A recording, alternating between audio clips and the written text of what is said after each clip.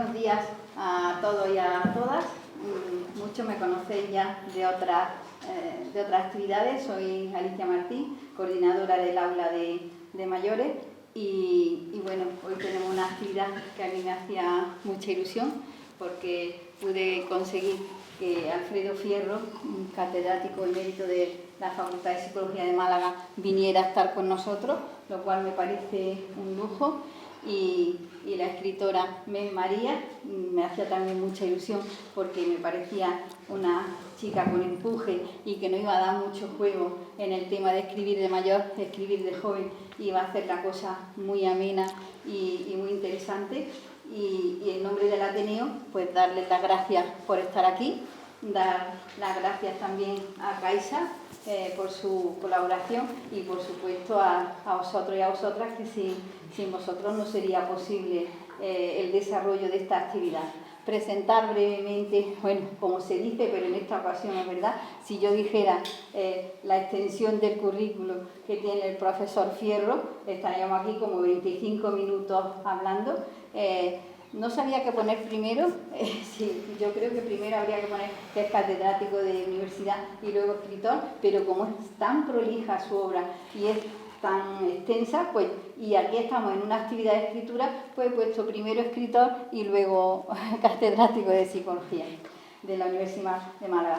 Él fue pionero y empujó todo lo que fue la Facultad de Psicología. Él, si quiere, ahora que nos lo cuente o nos resuma en unos minutos, ha tenido cargos importantes a lo largo de su trayectoria profesional. Ha sido 7 años director general del Ministerio de Educación y luego, ya os digo, decano, primer decano de la Facultad de Psicología, cuando aún no era facultad, era un departamento y creo que ni de psicología. Y como os digo, ha escrito de todo. Ha escrito de psicología, ha escrito relatos, ha escrito novelas, ha escrito temas de religión, ha escrito ensayos, o sea, que es una mente privilegiada y brillante.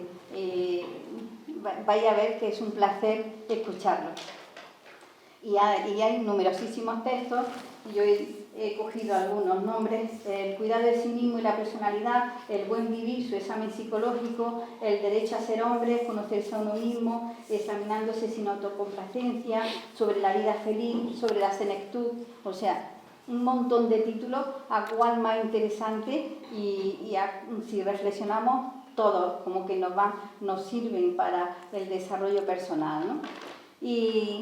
Y bueno, luego si queréis me preguntáis o le preguntáis a él mismo, que lo tenemos aquí a nuestra disposición. Y luego está Mem María, una chica joven que es licenciada en Derecho y no sabía si seguía ejerciendo. Me ha parecido valiente por su parte porque cuando he leído sobre ella, pues pone que ejerció la abogacía desde los 23 años en la especialidad de Derecho Mercantil, y pone ejerció, y yo dudaba, ¿no? Porque como ya sabéis, es muy difícil vivir de la escritura o de la literatura. Y sí, es valiente y me ha dicho que vive de la escritura. Entonces, en 2017 tiene un premio, sobre el premio Martín Gaite, y la obra es Pucata. Y luego, lo que sí que he visto, que la nombran muchísimo en cualquier red social, es que en el género del cuento ostenta 28 menciones de ganadoras y finalistas en distintos certámenes. Luego tiene libros como Lo que arrastra la lluvia, con ese tema tan sugerente, La última palabra y Pucata. Es un placer también tenerla con nosotros y sin más le voy a dar la palabra a Alfredo Fierro.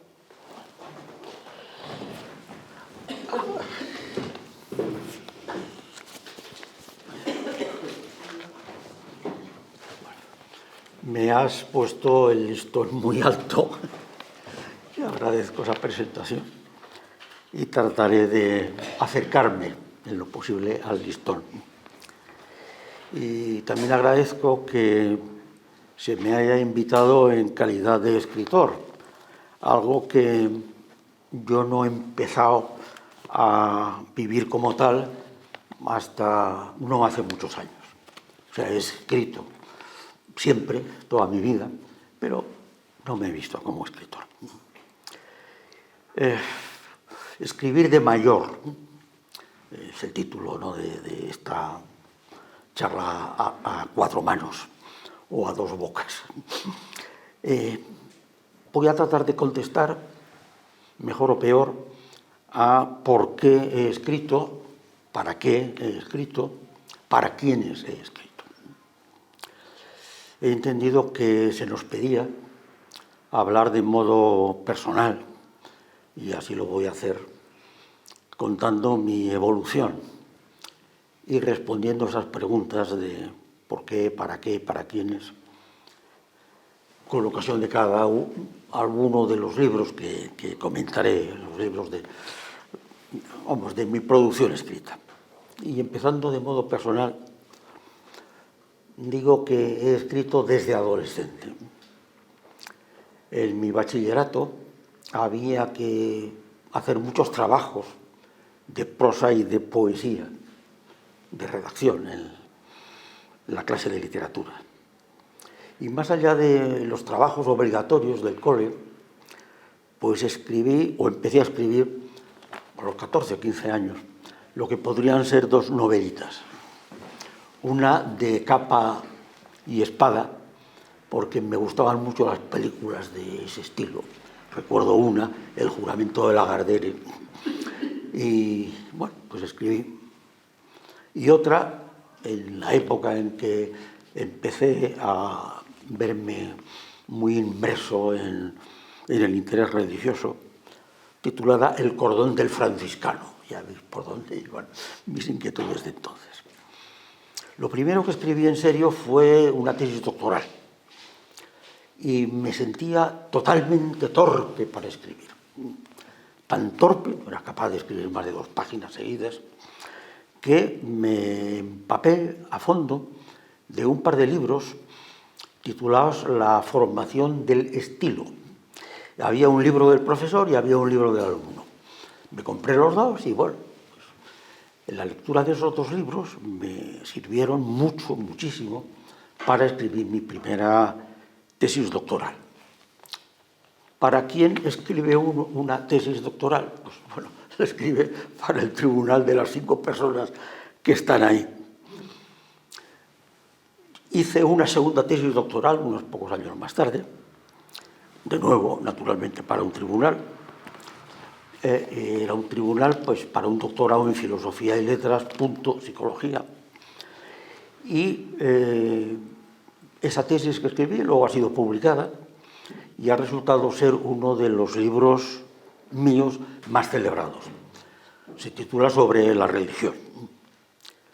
Y sobre tema religioso, pues he seguido escribiendo en formatos variados prácticamente toda mi vida. Porque tengo que decir que durante unos cuantos años, pues ejercí de cura. Fui profesor de seminario, de teología, y bueno, y aunque luego he abandonado mucho, o del todo, el punto de vista teológico, bueno, pues ha sido un tema que me ha seguido interesando. Mi producción, escrita y publicada, ha sido muy variada.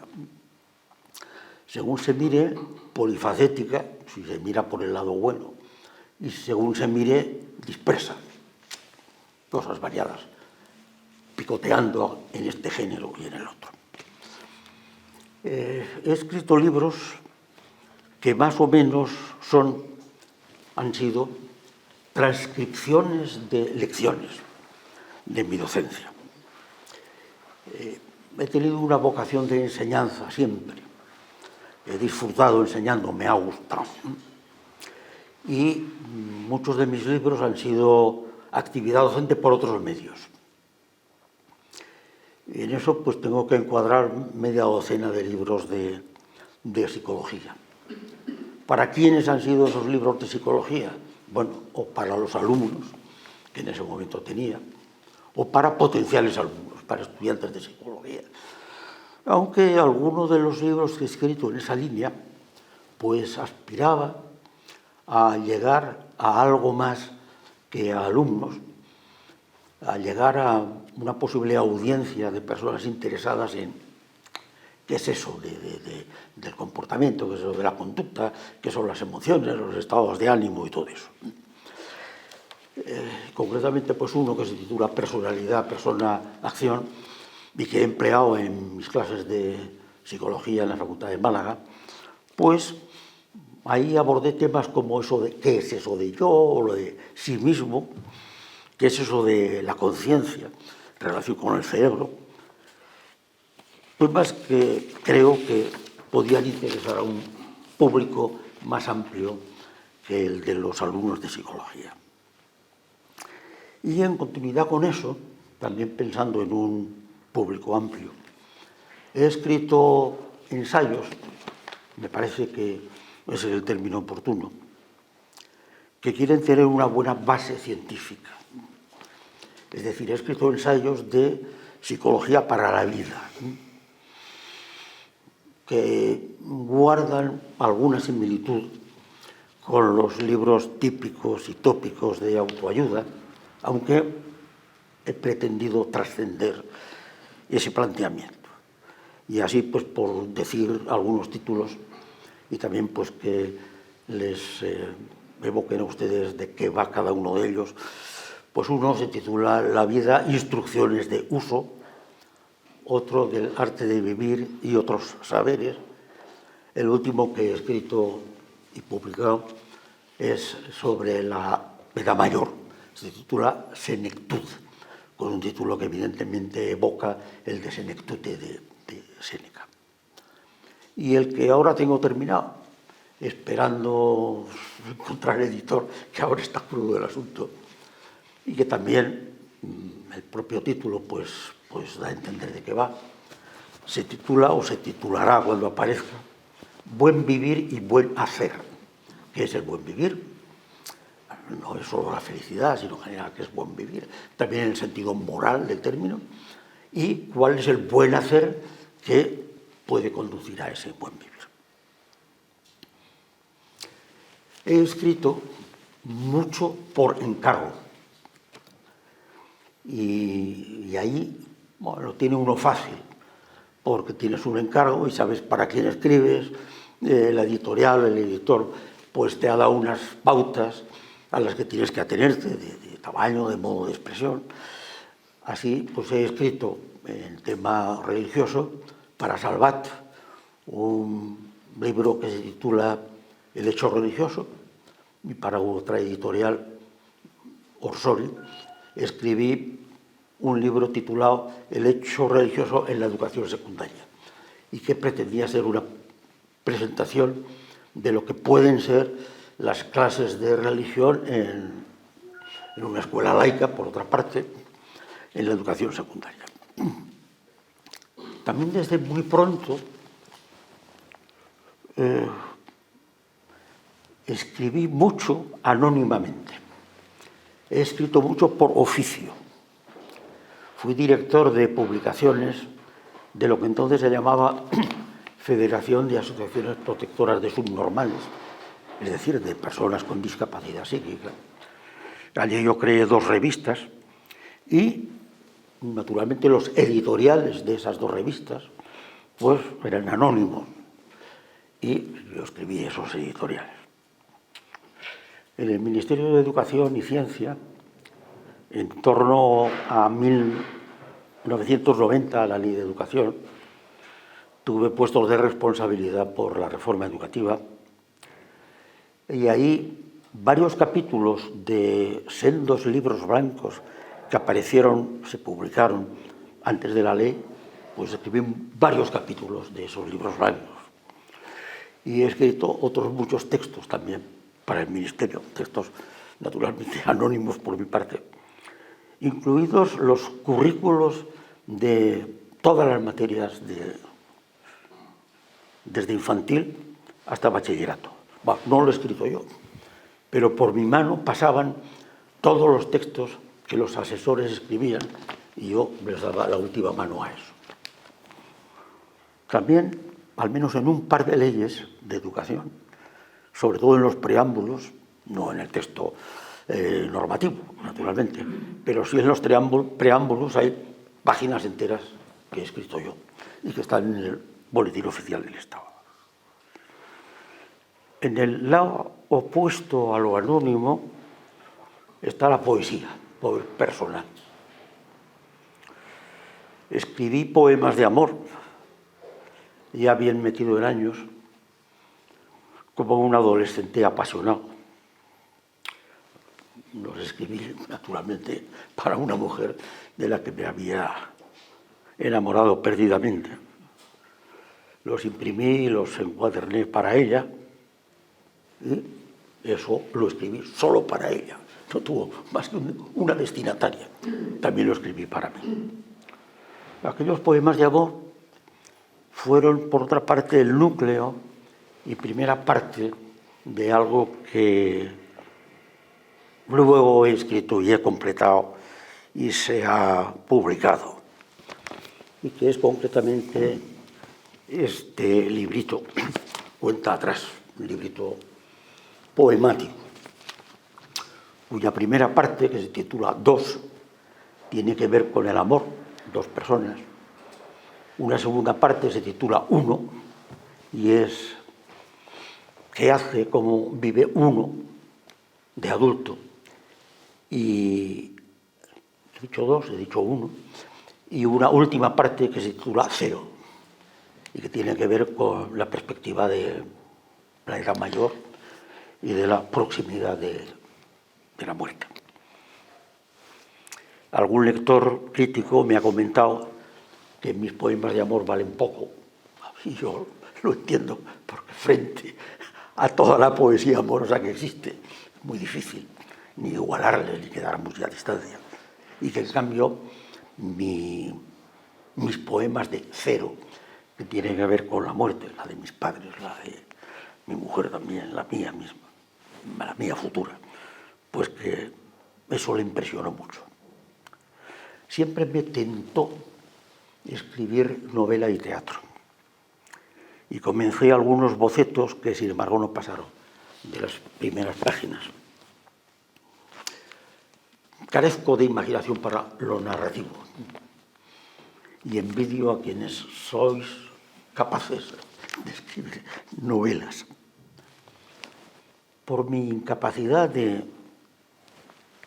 idear, de imaginar situaciones, relatos, pues he recurrido a apropiarme de narraciones clásicas y de rehacerlas a mi modo. Y ahí tengo un apartado importante de producción escrita. Escribí primero en esa línea historias de Dios, que recoge desde algunos relatos bíblicos hasta otros relatos, incluidos relatos ateos de Nietzsche y otros, o semiateos, como puede ser de Dostoyevski. Relatos que he rehecho a mi manera y que aparecieron ahí. Ese libro nació inicialmente de querer contar a mis hijos en un momento en el que yo tenía ya muy quebrantadas mis creencias religiosas, pero querer transmitir a mis hijos algo de lo que yo creía en aquel momento sobre la religión. Y de hecho, la primera edición de ese libro pues, está dedicada a mis tres hijos, que entonces eran, pues, ni siquiera adolescentes, eran niños un poco creciditos. De ese libro, no en reedición, sino en una reelaboración bastante profunda, escribí y publiqué luego no historias de Dios, sino historias del Dios, lo cual cambia bastante, porque ya no se trata de Dios del judeocristiano, sino de dioses con minúscula también. Algunas historias fueron las mismas de las historias de Dios, otras no. Y pues, está dedicado también todavía a mis hijos, pero también a los nietos que luego he tenido.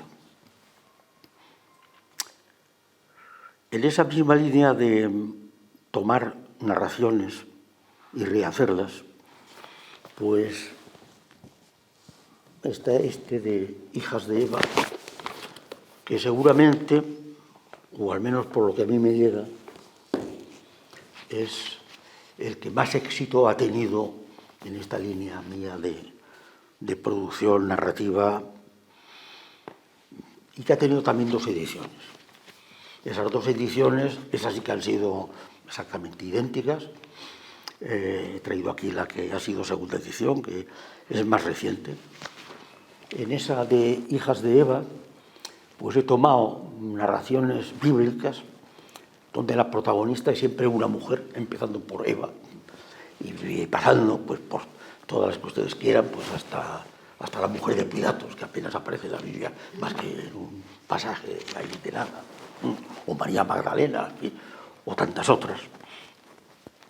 Y lo escribí pensando, reconociendo o dándome cuenta de que en la Biblia las mujeres son todas ellas mucho menos crédulas o creyentes que los varones. Los hombres siempre están ahí. Las mujeres, en cambio, empezando por Sara, vamos, todas, se lo creen menos todo lo que pasa. Entonces me pareció un buen enfoque escribir esas leyendas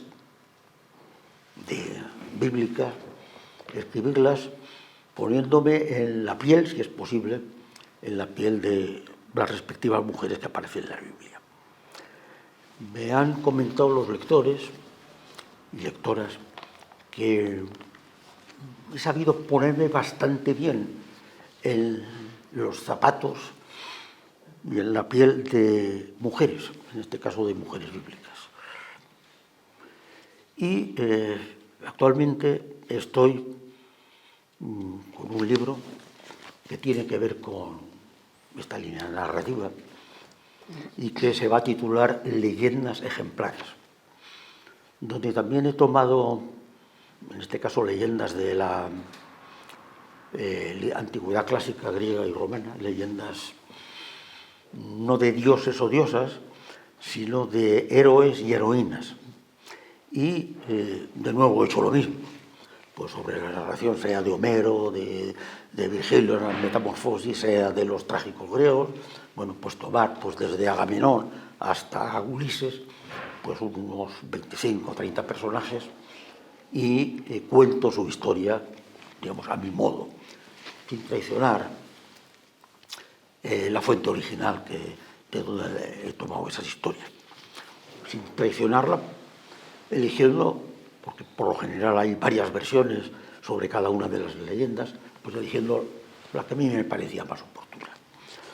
He escrito eso en forma de casi de un léxico, de un diccionario, ya digo, desde la A de Agamenón hasta la última letra, el último Ulises, y en medio, bueno, pues el Aquiles y la Antígona, etc. Nada de lo que he dicho hasta ahora es original en mi producción, yo no lo veo original. Sí que creo que es original lo que voy a decir a continuación, y es que hace 20 años más o menos me embarqué en un proyecto muy ambicioso cuyo título era, bueno, y sigue siendo, porque ha tenido continuidad hasta el día de hoy, cuyo título es La escritura del mundo. Un título ambicioso, que también puede ser irónico, por mi parte. Un título bajo el cual pues escribí acerca de distintos textos que tratan de describir el mundo y que incluso aspiran a describir el mundo en su totalidad, como son las enciclopedias. Pero no solo las enciclopedias, sino que también hay filósofos que han tratado en un libro abordar qué es el mundo. Escribí más de 1000 páginas sobre eso. Tal como aquello estaba, evidentemente era impublicable. Y entonces lo que hice pues fue trocear o separar dentro de esas 1000 y pico páginas, algunas que me parecían que estaban maduras para su publicación, y aplazar otras para más adelante, pues como he venido haciendo. Lo primero que salió así de la escritura del mundo fue un libro titulado Heterodoxia, que considero que es, a día de hoy, la mayor aportación que he podido hacer yo al pensamiento, y que es un libro que fue premiado con el premio Fray Luis de León de la Junta de Castilla y León, y que está publicado por la Junta y está agotado en este momento. Fue publicado en Valladolid. De las 1000 y pico páginas también salió otro libro que en cierto modo hace contrapunto con el de Heterodoxia, y que se titula Humana Ciencia, donde repaso a lo largo de la Edad Moderna los 3 modos básicos de conocimiento de lo humano, los 3 modos básicos de sabiduría que ha habido en la Edad Moderna. La filosofía, propiamente tal, el ensayo y finalmente la ciencia, en particular las ciencias antroposociales. De la escritura del mundo ha quedado un libro que se va a titular así, bueno, que se titula así, ya La escritura del mundo, y que también recibió un premio hace 3-4 meses, premio Málaga de la Fundación Málaga, y que va a salir publicado dentro de un mes aproximadamente. Ya están escritas las solapas, ya está, solo queda, estoy a la espera de la maquetación un día de estos. En toda mi obra he tenido, pues no sé, una docena de fans. Aquí están José Luis y Alicia, que considero fans míos, y bueno, ya habrá pues unos 12 o 14 más. Es cierto que a veces encuentra uno con lectores desconocidos que de pronto pues dicen, oh, he leído este libro tuyo y les conoces. Pero creo haber escrito para pocos lectores, o que me han leído pocos lectores. Y pues me gustaría considerarme, eso que a veces dicen de un cineasta de culto, me gustaría considerarme un escritor de culto, y a veces me consuelo pensando eso, no. El futuro me reconocerá. Bueno. La última línea que quiero comentar es la de mi escritura egocéntrica, vamos a decirlo. Hace también 20 y algo de años, la revista Anthropos pues dedicó un monográfico a mi obra de entonces. Y escribí, pues, allí escribieron varias personas, entre ellas López Aranguren, escribí un artículo de autoanálisis de mi trayectoria intelectual hasta ese momento.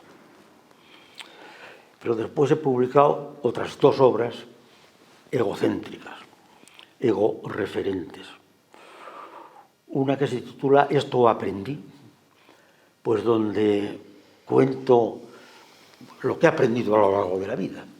Es una forma de autobiografía intelectual,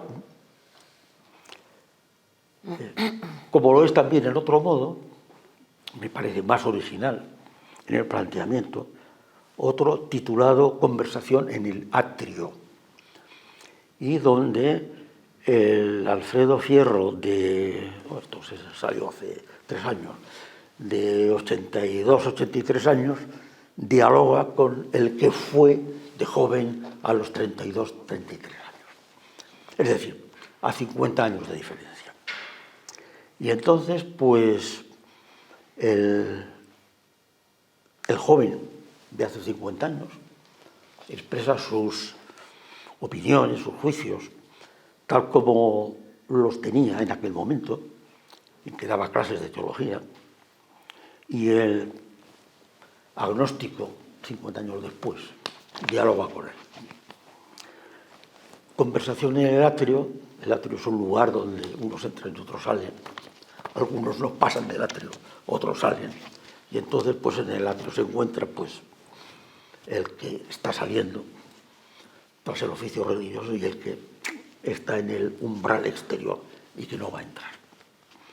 Y que soy yo ya con mis 80 años.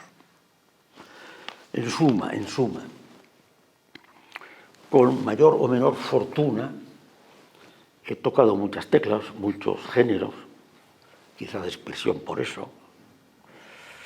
En los últimos años he querido tener una producción en la que, no digo cada libro, pero sí algunos de los libros tuvieran un formato distinto. Y son libros que también he escrito de modo diferente. ¿Hay algo común de todos modos en esa dispersión? Pues sí. En cuanto al modo de escribir, y esto cada vez más, el haber manejado mucho material previo. No me enfrento a la página en blanco sin tener mucho previamente ya escrito, emborronado. O mejor dicho, me enfrento a una página en blanco cuando tengo otras muchas ya escritas y entonces voy a ellas. Mucho borrador. Y luego también muchas correcciones.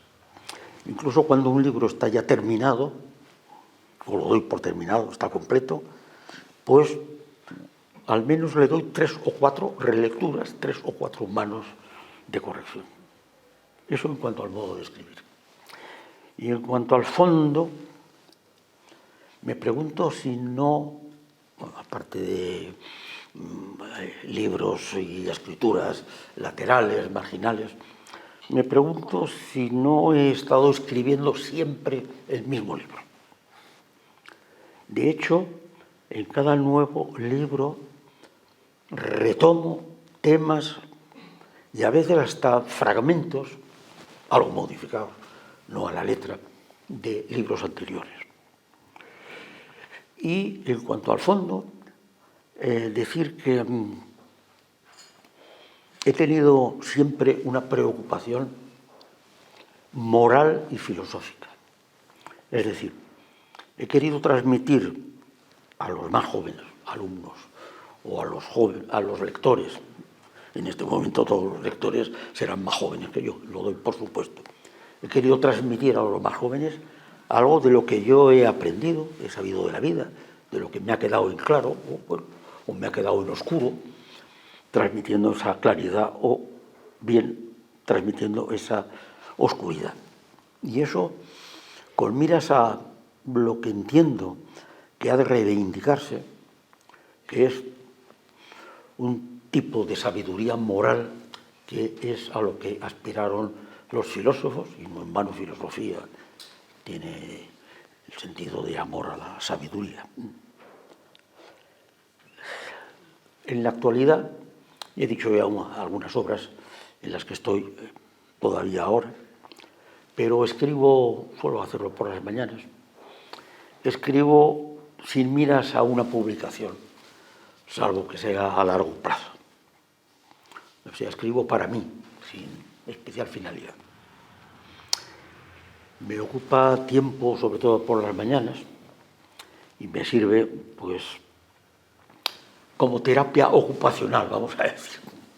Yo no sé hacer muchas cosas, entre ellas creo saber algo de escribir, y por tanto, pues escribo en borrono, porque no sé hacer casi ninguna otra cosa. Creo que escribir es particularmente importante, escribir sin otro fin, en dos edades de la vida, en la adolescencia y en la edad mayor. Me gustaría que se llevaran a casa esta idea. En la administración del tiempo de una persona jubilada, me parece que es muy conveniente reservar un rato a diario, con frecuencia, a escribir. ¿De qué? Bueno, Pues se puede escribir del propio estado de ánimo, se puede escribir acerca de las incidencias que tiene uno con los familiares o con otras personas. Y me doy por satisfecho si se van ustedes a casa con esta idea. Gracias.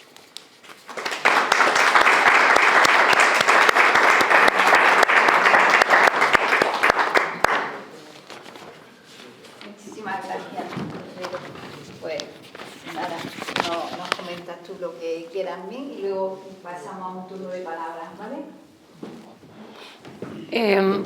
Bueno, muchísimas gracias a todos por estar aquí y para mí es un privilegio poder aprender de todo lo que él acaba de decir y además pues compartirlo con ustedes, ¿no? Yo mi experiencia con la escritura la puedo contar brevemente. Yo no me recuerdo a mí misma sin escribir. O sea, no sé cuándo empecé a escribir, es la verdad, no lo sé porque no me recuerdo. Yo no me recuerdo a mí misma con 6 años y yo tengo cuentos escritos con 6 años, ¿no? Entonces yo siempre, digo que siempre he escrito, no sé en qué momento empecé, pero es la verdad, ¿no? Me he preguntado mucho por qué lo hacía, hasta que un día me di cuenta de que utilizaba la escritura para cambiarle el final a las cosas. Lo hacía siendo muy pequeñita, ¿no? A mí siendo pequeñita me pasaban cosas que no quería que me pasaran, entonces yo leo mis cuentos y veo que son exactamente esas cosas y yo les he cambiado el final. Yo por eso empecé a escribir, ¿no? Y eso fue algo que cuando fui siendo un poco más mayor, todavía no una adolescente, como decías tú, Alfredo, una niña ya crecida, que me ha gustado mucho la expresión, pues yo seguía escribiendo, pero ya empezaba a inventarme las cosas. Yo siempre he escrito ficción. Ya no eran historias mías, ya inventaba otros personajes o aparecían otros personajes y yo llegó un momento en el que me di cuenta de que era lo que me hacía completamente feliz. O sea, quiero decir, cuando el resto de los niños estaban jugando en la calle o yendo al cine o teniendo sus primeras citas y yo estaba en casa leyendo o escribiendo y no de manera obligada, es que yo era completamente feliz así, ¿no? Y a día de hoy la verdad es que lo sigo siendo, aunque hoy salgo más a la calle, ¿no? Pero la cuestión es que siempre he escrito textos muy cortos, cuentos, como digo, ¿no? Entonces, bueno, pues cuando tenía 13 años escribí lo que podría a lo mejor ser algo un poco más largo, ¿no? Era una novela sobre una niña enamorada de su maestro de música, que por supuesto no era yo. Y esa fue la primera vez que escribí algo un poco más largo. Seguí escribiendo y reconozco que empezó ya a hacerlo con un punto obsesivo, quizá, ¿no? Porque yo quería publicar. Yo sentía esa necesidad de que me leyeran, es algo que me hacía sentir profundamente culpable, no sabía gestionar esa necesidad de que me leyeran, pensaba que era ego. Hoy que, bueno, sigo siendo joven, pero ya no lo soy tanto, ¿no? Yo soy profesora en la Escuela de Escritores y es lo primero que les digo siempre a mis alumnos: no tengas miedo a querer que te lean, es la cosa más natural del mundo, que eso es algo contra lo que los escritores no sabemos relacionarnos bien. Y yo quería publicar y al final quieres publicar porque cuando tú eres escritor eso es lo que tienes que dar al mundo, ¿no? Entonces yo siento que lo que tengo que dar al mundo, que lo que yo puedo aportar a la sociedad es eso, porque no sé hacer otra cosa. Esto ni siquiera sé hacerlo bien, tampoco es mucho, pero eso es lo que yo puedo aportar, ¿no? Pero bueno, yo escribía, ganaba muchos premios de relato corto, pero yo quería publicar en una editorial, ¿no? Lo que pasa es que, claro, esas eran mis ínfulas con 16 o con 17 años, ¿no? Y de repente un día, pues... de repente escribí una novela que no sé por qué, porque a día de hoy tampoco sigo sin entenderlo. Nadie quería lo que yo hacía y de repente lo empezó a querer todo el mundo.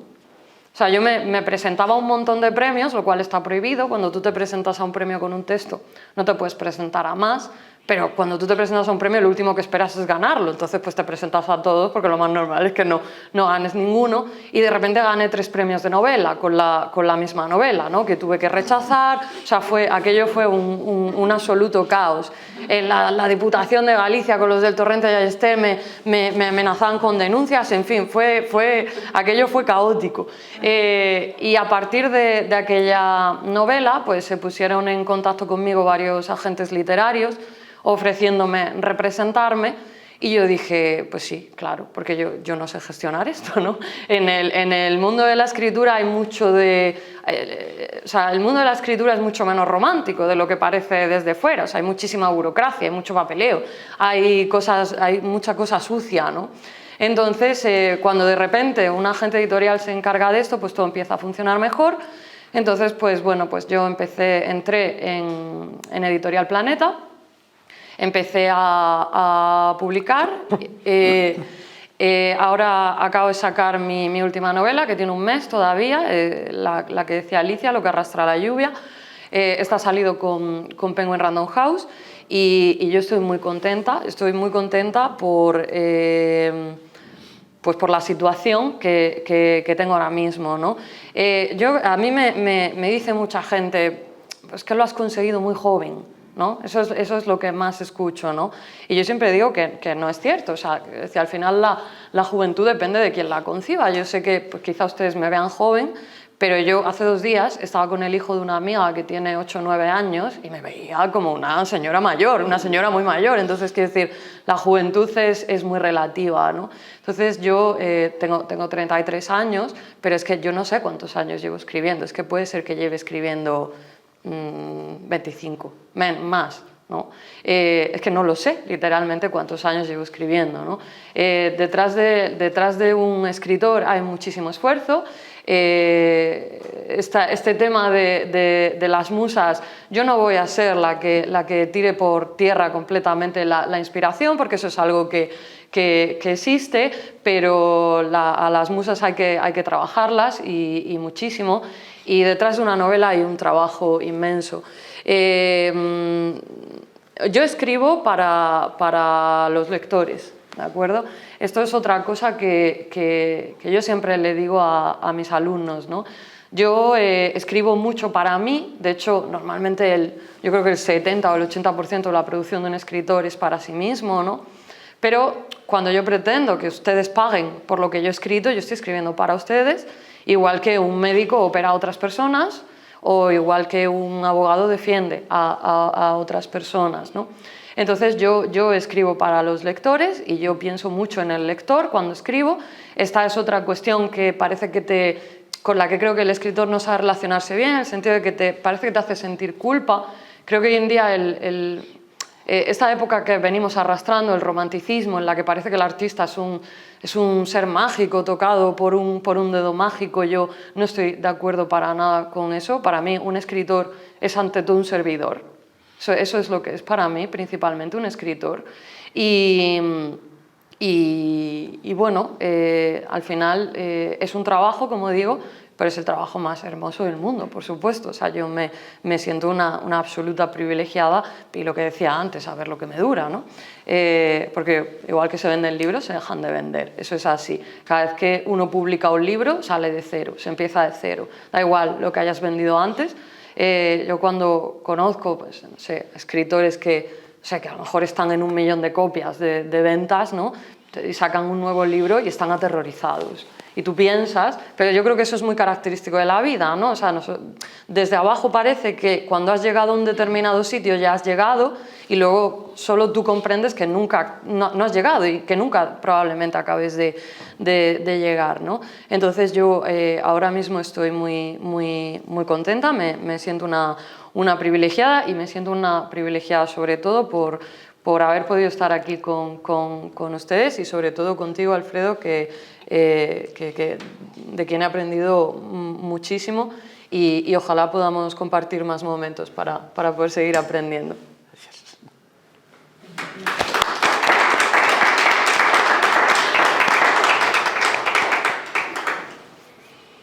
Bueno, pues muchísimas muchísimas gracias a los dos. A los dos ha sido súper ilustrativo y enriquecedor. Si queréis tenemos micro y si no hace falta porque hablamos fuerte, pues no los paso, pero abrimos el turno de palabras y tenéis, ¿no? Me imagino que a vuestra disposición a los dos escritores. A ver, José Luis. Yo quería hacer una pregunta a los dos sobre motivación, aunque de distintas maneras. No he leído Conversaciones con el Atrio porque no está publicado, supongo, ¿no? Sí, sí que está, sí. Pues, Lo que pasa es que como es muy teológico, ese no lo he dado. Considero que no es muy interesante para quien no esté metido en el tema, en temas de esos. Sí, sí.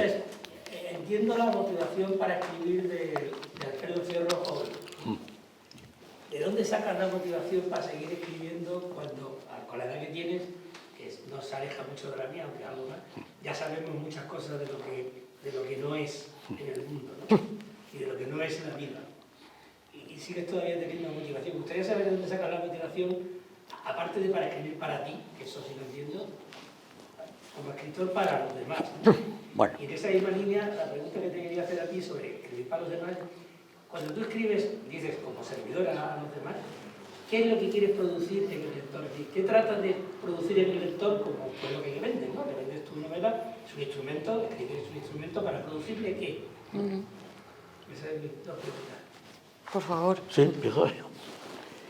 Bueno, pues con los años me siento cada vez menos motivado para hacer nada. ¿Está?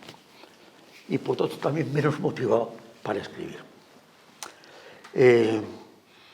Como principal motivación, de todas formas, pues tengo el que creo que he llegado a saber cosas o a dudar de cosas, ambos, que tengo que transmitir a otros. Así que me parece que es algo que tú has comentado con otras palabras. Uno piensa siempre en que tendrá algún lector, incluso cuando escribes para ti mismo, no sé, sabes que eso puede llegar a alguien más. Entonces mi motivación principal, digamos que está en eso. No sé si me has preguntado algo más o con esto ya te das por respondida la pregunta. Vale, ya está. Yo en cuanto a la pregunta que me ha hecho a mí, para mí una novela, que al final es lo que yo escribo, porque eso es lo que produzco a día de hoy, no sé si en otro momento haré algo más, yo siempre defino una novela como una decisión, ¿no? Entonces, yo tengo una visión de la vida, ¿no? Y simplemente la compartes con los demás lectores por si a alguien le sirve. Porque yo al final cuando escribo lo único que tengo son preguntas. Y creo que muchas veces compartiendo las preguntas se encuentran las respuestas. Yo creo que eso es lo que, o por lo menos eso es lo que los buenos escritores han provocado en mí. Entonces, pues bueno, pues sería reconfortante pensar que puedes provocar eso también en otros. No sé si muy ilusorio. Quería preguntar al profesor, usted ha mencionado varias obras, Las hijas de Eva, Sí. La vida e instrucciones de uso, y una de ellas que no me acuerdo del título, pero que hace referencia a varias formas de adquirir el conocimiento, o 3 formas. Sí. Humanas ciencias de titular. Entonces, eso entronca con varios autores que han escrito más o menos sobre el mismo tema. Henri de Luca, un escritor italiano, publicó Las santas del escándalo. Ken Wilber, un escritor también, sí. psicólogo también, escribió sobre los 3 ojos del conocimiento. Y un escritor francés, Georges Perec, También, sí. Son temas que están ahí, entonces cualquier escritor se empapa de ellos, o es que usted realmente pues también está en esa onda. A ver, a Perec le copié un título prácticamente, vamos, el de instrucciones de uso, vamos, el título es copiado de Perec, aunque por lo demás no tiene nada que ver con Perec. El libro de Humana Ciencia responde a que, bueno, lo he dicho antes, quizá pues ahora un poco pleonásticamente voy a decir lo mismo, pues tiene que ver con los tres modos básicos con que se ha estudiado al ser humano en la edad moderna. Y por concretar un poco más, los tres grandes apartados de ese libro pues se titulan con títulos que a su vez remiten a títulos, yo no invento nada, remiten a títulos de Proust, En busca del tiempo perdido. Pues en la parte de filosofía está titulada Del lado de Descartes. Y entonces, como los filósofos, desde Descartes, Kant y Hegel y Fichte y Foucault, que por otra parte ya entiende que eso del humanismo no tiene sentido y que la preocupación que han tenido las ciencias y la filosofía moderna alrededor del ser humano, pues eso va a pasar a la historia, o sea que eso no tiene, de lo cual pues también previó pues algunas de las últimas olas que está habiendo en filosofía, como es lo del transhumanismo, o sea que el humanismo queda atrás. Bueno, del lado de Descartes estudia o presenta pues, filósofos en la edad moderna que han considerado lo humano como tema principal del saber, del conocimiento.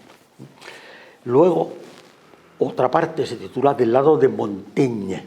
Montaigne, en sus ensayos, inaugura un género que es filosófico, en cierto modo, y que luego pues, es un género que ha llegado hasta nuestros días, y Ortega y Gasset pues, es un filósofo, pero básicamente es un ensayista. Bueno, pues como los ensayistas, desde Montaigne hasta ayer, pues han considerado al ser humano.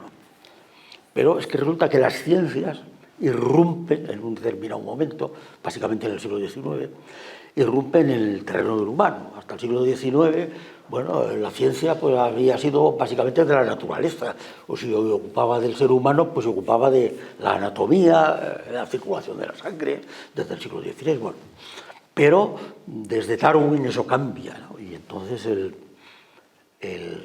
la sección que trata de la ciencia, propiamente tal, de las ciencias antroposociales, pues titula Del lado de Darwin, que a mí me parece que es el punto de partida de una consideración del Homo sapiens, pues evolutiva, y que luego pues, han tomado pues, la propia psicología, que en el final del siglo XIX, la sociología científica, más o menos por la misma época, las antropologías variadas.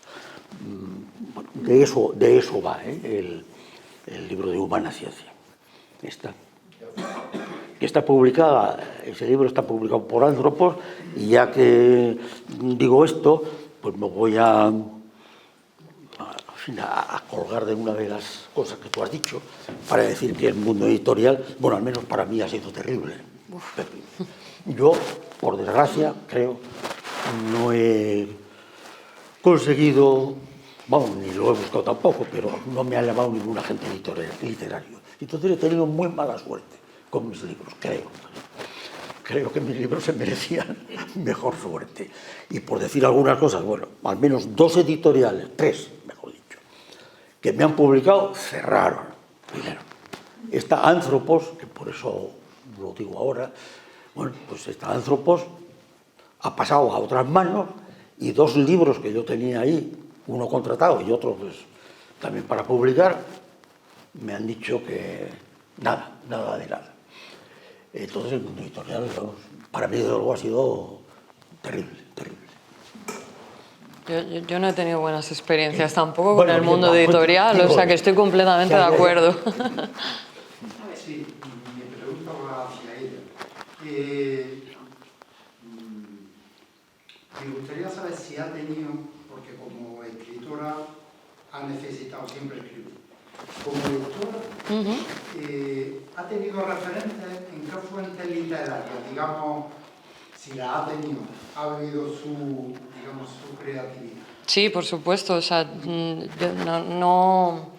yo lo de la escritura sin la lectura es una cosa que no concibo, no quiero ser la pega, esto es imposible, ¿no? Pero en mi cabeza no entra. Yo siempre he pensado que antes que escritor es lector, por supuesto, pues estoy completamente de acuerdo. Para mí hablar de los grandes es hablar de los rusos. Esos son ahí es donde puedo encontrar yo mis principales referentes. En la obra de Tolstoy, en la obra de Gogol, en la obra de Dostoyevsky, incluso poesía también, ¿no? En la obra de Mayakovsky. Quiero decir, creo que la literatura que procede de aquí, la literatura que procede de este lugar, ha conseguido colocarse, y esto es una opinión exclusivamente, por supuesto, pero ha conseguido colocarse por encima de todo. Por encima de todo lo que conocemos. Es una opinión, por supuesto. Más referentes, pues por ejemplo, Camus o Kafka, ¿no? Me parecen grandísimos referentes. Luego también en determinados ámbitos, por ejemplo, yo ahora llevo una época escribiendo novela negra. Bueno, pues a mí de la novela negra me quieren echar porque yo no aguanto a Agatha Christie. Me van a echar de la novela negra, me van a echar de aquí, pero no puedo con ella, ¿no? Sin embargo, hay otras personas como Patricia Highsmith, ¿no? que me parece maravillosa y me parece un gran referente. ¿Por qué, por ejemplo, Patricia Highsmith? Porque este es el tipo de novela negra que a mí me interesa, ¿no? La que no es maniqueísta, a la que le da igual, bueno, no le da igual, pero no le da tantísima consideración al cómo y al quién, que para mí, como yo estoy de acuerdo con ella, es algo anecdótico, sino que va a buscar el porqué, ¿no? Quiere decir, ¿qué lleva a una persona a quitarle la vida a otra, ¿no? Precisamente el otro día aquí, hablando sobre esto en una charla sobre novela negra, lo comentábamos, ¿no? Que al final, quiero decir, que parece que pensamos en un asesino como un señor con una hacha ensangrentada y lo vemos muy lejano a nosotros, pero que un asesino tiene el mismo aspecto que nosotros, ¿no? Entonces, el buscar un poco ahí, creo que Patricia Highsmith en este sentido para eso es la grandísima maestra, insisto, sobre todo porque no se queda en lo anecdótico. También referentes, es que son muchos, a lo mejor a nivel de poesía, que es algo que como lectora consumo mucho, como escritora me encantaría, pero no tengo capacidad. Thoreau, T.S. Eliot,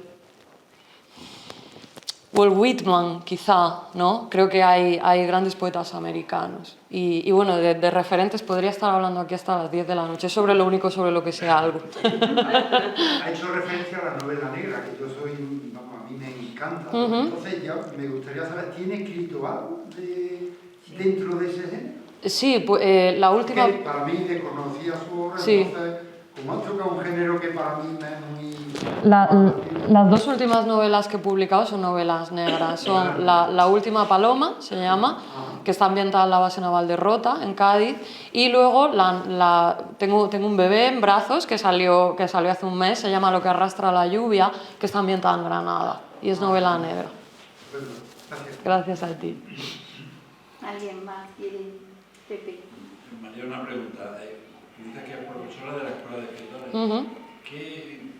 Cuéntale una experiencia de la Escuela de Escritores, porque hay muchísima gente que sigue el tema de escribir por primera vez, o volver a escribir y recuperar cosas. Y yo a veces pienso que detrás de eso hay como una escuela de terapia. No, perdona que no estoy de acuerdo contigo. Perdóname, pero para nada. Sí te reconozco que yo también lo pensaba antes de entrar ahí. Eso te lo reconozco. Pero cuando empecé a dar clase, o sea, yo... y esto es algo que yo hice mal en su día y lo reconozco y me arrepiento y me avergüenzo, además, ¿no? Yo pensaba que aquello iba a ser mucho más informal, ¿no? O sea, yo me encontré ahí a personas... con una agresividad, pero agresividad no en el sentido de violencia, ¿no? Sino una agresividad, un ímpetu, unas ganas por decir, este es mi sueño y yo lo voy a cumplir al precio que sea, que yo no he visto eso ni en una facultad, me refiero cuando yo era alumna, ¿no? Yo iba a la facultad, ningún alumno se comportaba así, no he visto eso en ningún lugar. Es algo... A los alumnos, por supuesto que les sirve, ¿no? Les sirve para contar, pero hay una gran cantidad de alumnos que están ahí porque quieren ser escritores profesionales. O sea, ellos quieren decir, yo, mi hipoteca o mi alquiler y mis facturas las pago con el dinero que gano vendiendo libros. Y entonces, en ese sentido, es algo súper estructurado, bueno, se está constantemente haciendo ejercicios, clases por videoconferencia, clases online, pero a mí de verdad me llama la atención el nivel que hay, o sea, la exigencia para el profesor. No necesariamente, quiero decir, evidentemente, a veces yo he tenido alumnos que te los encuentras y dices, por el amor de Dios, o sea, este brillante, esto hay que sacarlo de aquí, ¿no? Y luego otras veces pues no te encuentras textos tan buenos, ¿no? Pero al final el escritor necesita disciplina si quiere dedicarse a escribir, porque el escritor tiende a ser una persona muy dispersa, una persona un poco romántica, ¿no? Y hace falta mucha disciplina. Es lo que decía antes, detrás de esto hay mucho trabajo y en la escuela se encuentra. Gracias a ti. ¿Alguna pregunta más? ¿La escuela esa donde se encuentra? ¿Dónde está ubicada? ¿O qué? Pues la Escuela de Escritores tiene la sede en Chicago y funciona en todo el mundo. Entonces, en España tiene 2 sedes. Creo que tiene una en Madrid y una en Murcia. Creo, no estoy segura. Pero funciona perfectamente online. Claro, y hay además un montón... Bueno, parece que estoy haciendo yo que propaganda de la escuela, ¿no? Pero es verdad, es muy interesante. Hay un montón... Yo, por ejemplo, doy clases de thriller, de cómo escribir novela negra, hay clases de poesía, hay clases de escribir autoayuda, hay clases de todo. A ti. Yo quería preguntarle a Alfredo, que he leído algunos de sus libros. Yo creo que, además de la experiencia, tú te preocupas y te ocupas muchísimo de transmitir conocimiento, porque bueno, es horrible leerlo, porque si te dedicas a leer cada una de las citas, es un sabio, o sea, que lees media página y 7 citas, ¿no? O sea, que te ocupas muchísimo, como tú has dicho, documentarte, preparar esas páginas previas, o sea, para ti es fundamental el conocimiento, el transmitir conocimiento. Sí, es decir, que uno transmite conocimiento en las clases, ¿no? Y escribir, en ese sentido, pues en todo, incluso en lo que es de tipo narrativo, pues he tratado de transmitir conocimiento. Transmitir conocimiento y también actitudes morales, tengo que decirlo.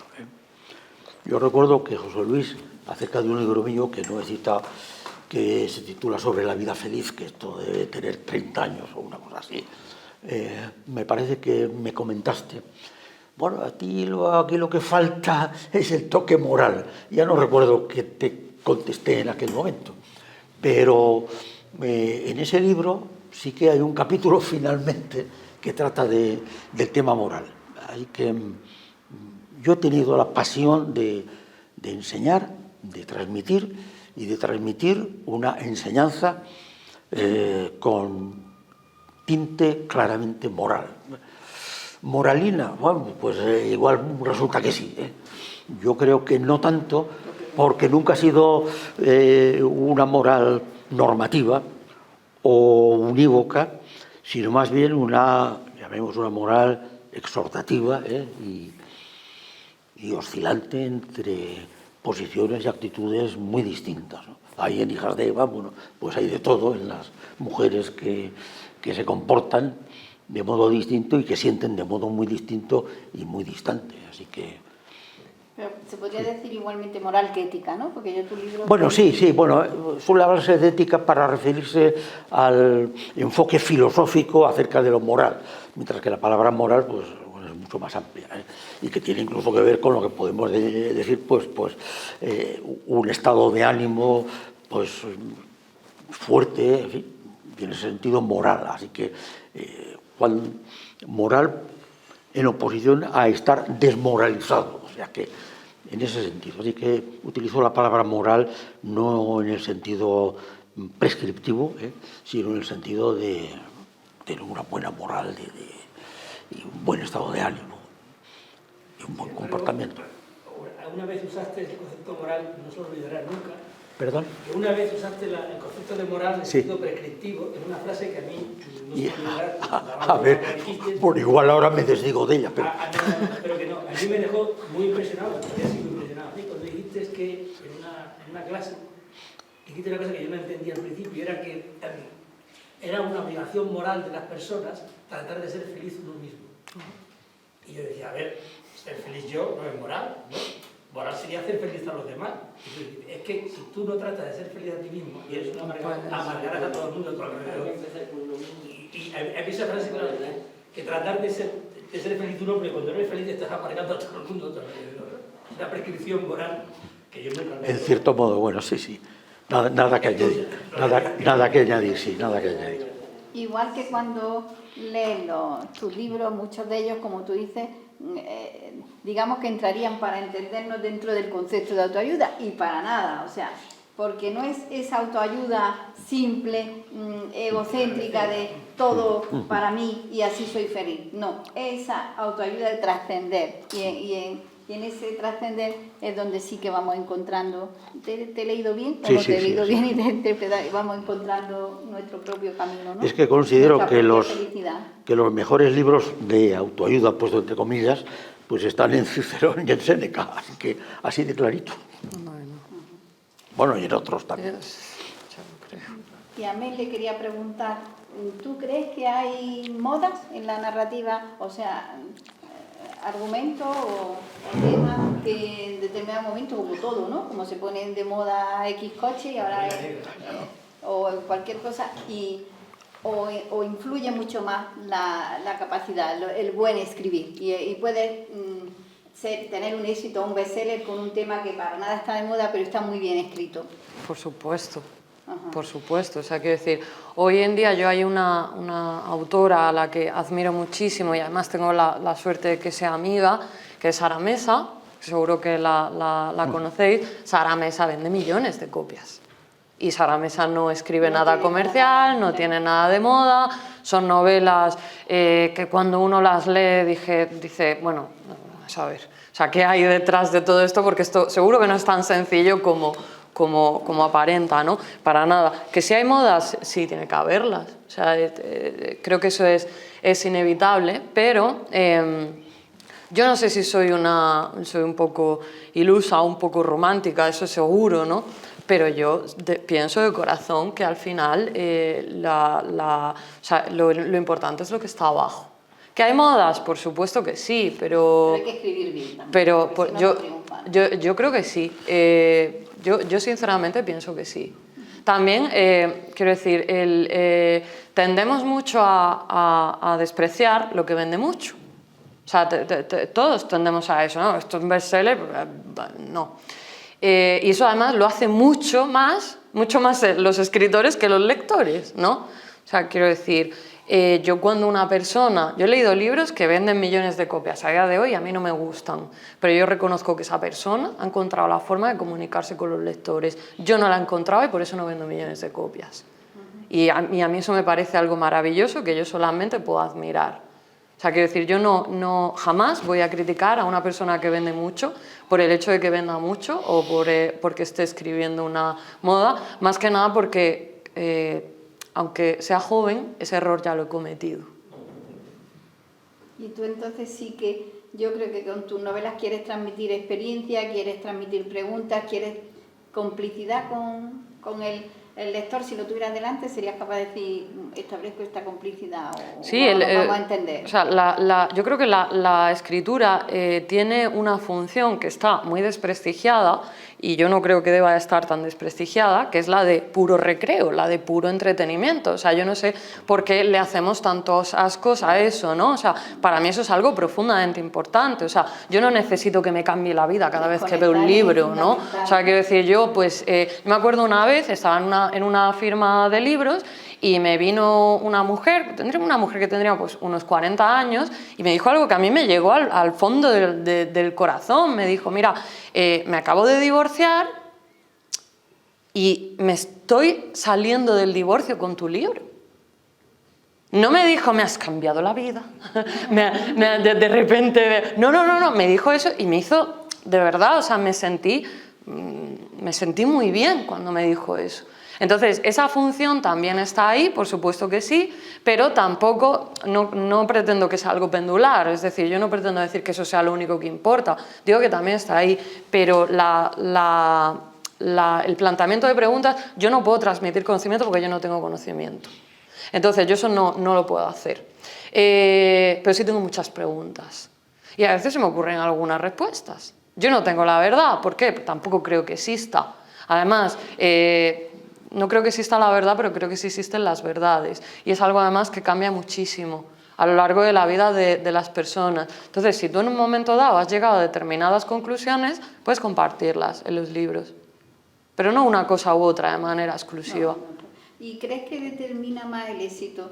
La gente, el transmitir, por ejemplo, las novelas del verano. Todo el mundo decimos, ¿qué novela va a haber este verano? Y casi todo el mundo termina leyendo esa novela. O los críticos, o la gente que entiende. ¿Quién determina más un éxito? Gracias a Dios, la gente. ¿Verdad? O sea, menos mal, por favor. Mucho más que los críticos. Pero muchísimo más. Mira, hay algo a lo que el sistema en el que vivimos no alcanza y es a esto. O sea, la gente se cree que detrás de un bestseller hay una producción brutal, hay un despliegue O sea, hay un montón, evidentemente hay un apoyo logístico cuando tú tienes detrás una editorial, quiero decir, tú vas al último pueblo de Cuenca y de repente está ahí tu libro, o sacas un libro y estás un mes haciendo prensa. Evidentemente eso también es necesario, pero se intentan crear una cantidad de bestsellers que no funcionan y luego libros que salen, que nadie da 4 pesetas por ellos y de repente son terremotos y afortunadamente eso funciona así. Además el editor no tiene la clave, si no solamente se publicarían libros bestsellers. Y hay libros que venden 100.000 copias, hay libros que venden 1 millón y luego hay otras veces que te llega la liquidación y has vendido 500 ejemplares.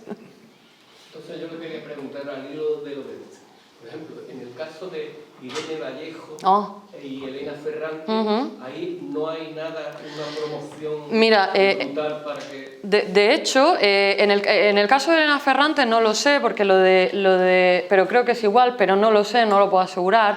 Irene Vallejo, que además yo la conozco y es una mujer estupenda, Irene Vallejo escribió El infinito sobre un junco, como para hacerse un regalo a sí misma, porque ella ya no iba a seguir escribiendo. O sea, Irene Vallejo era una persona que además estaba en una situación económica complicada y ya no se podía permitir el lujo de seguir escribiendo. Irene sacaba libro y le llegaban unas ventas de 3.000-4.000 copias, nada.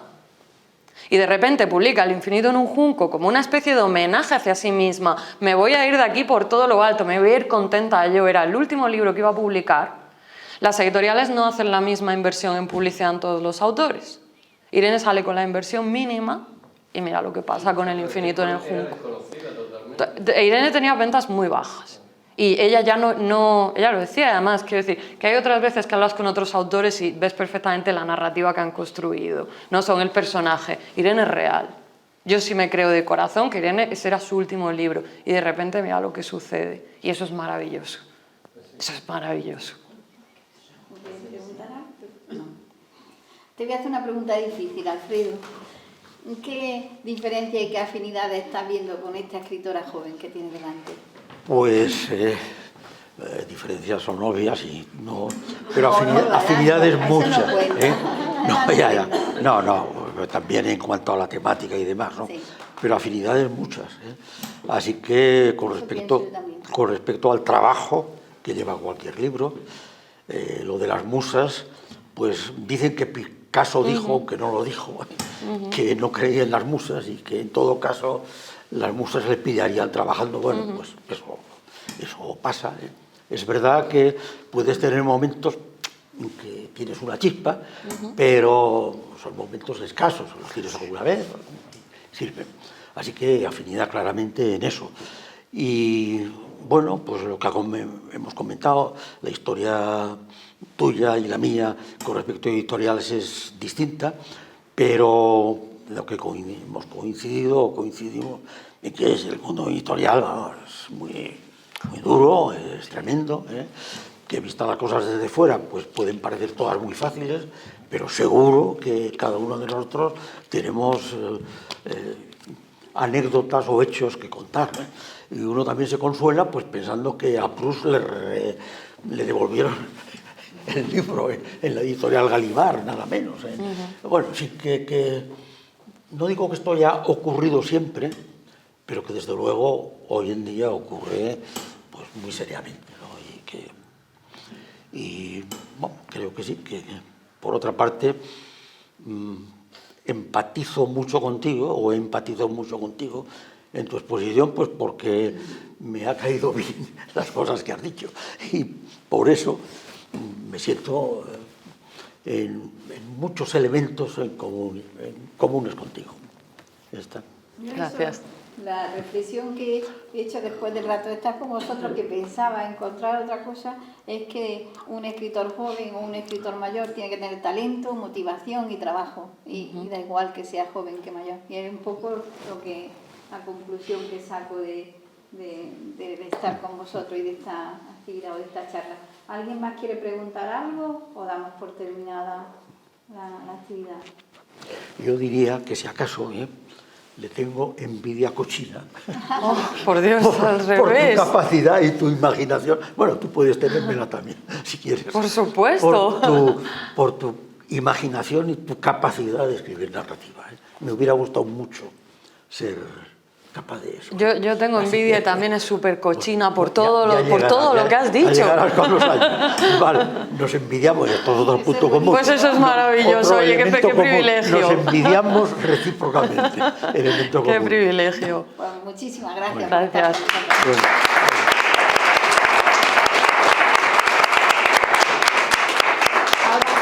Ahora, no os vayáis porque estoy muy contenta, porque la Ateneo ha estado como un año y pico buscando la posibilidad de un mínimo detalle con